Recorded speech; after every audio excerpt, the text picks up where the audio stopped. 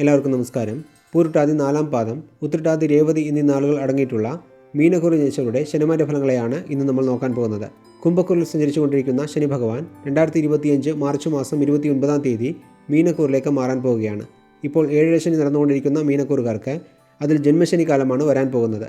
ജന്മരാശിയിൽ ശനി സഞ്ചരിക്കുമ്പോൾ എല്ലാ കാര്യങ്ങൾക്കും തടസ്സം അനുഭവപ്പെടുക, അലസത, ധനനഷ്ടം, അപമാനം എന്നിവ ഉണ്ടാവുക, ജോലി ലഭിക്കാൻ താമസമുണ്ടാവുക, കുറഞ്ഞ ശമ്പളത്തിൽ അധികം ജോലി ചെയ്യേണ്ടി വരിക, ചെയ്യാത്ത തെറ്റിന് ശിക്ഷ ഏൽക്കേണ്ടി വരുന്നത് പോലെയുള്ള നിരവധി ദോഷഫലങ്ങൾ ഉണ്ടാകുമെങ്കിലും ജാതകത്തിൽ ശനി അനുകൂലമായി നിൽക്കുന്നവർക്കും അനുകൂലമായ ദശാപഹാരങ്ങൾ നടക്കുന്നവർക്കും ദോഷഫലങ്ങൾ അധികമുണ്ടാവുകയില്ല.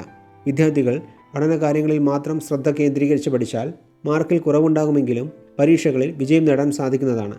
ഈ കാലയളവിൽ നിങ്ങളുടെ കഴിവുകൾ പ്രകടിപ്പിക്കാനുള്ള അവസരങ്ങൾ പൊതുവെ കുറവായിരിക്കും. അതുകൊണ്ട് കിട്ടുന്ന അവസരങ്ങൾ നഷ്ടപ്പെടുത്താതെ ഉപയോഗിക്കേണ്ട സമയമാണിത്. ഔദ്യോഗിക രംഗത്ത് ജോലിഭാരം വർദ്ധിക്കും. ചിലർക്ക് അപവാദം കേൾക്കുവാനിടവരും.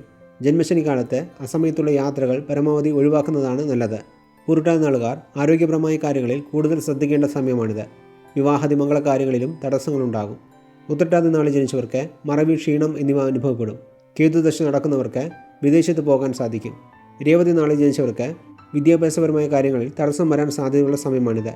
ശുക്രദശ നടക്കുന്നവർക്ക് പ്രണയപരാജയം, വിവാഹം കഴിഞ്ഞവർക്കാണെങ്കിൽ വിവാഹ ജീവിതത്തിൽ പ്രശ്നങ്ങൾ തുടങ്ങിയ ദോഷഫലങ്ങൾ ഉണ്ടാകാനും സാധ്യതയുള്ള സമയമാണിത്.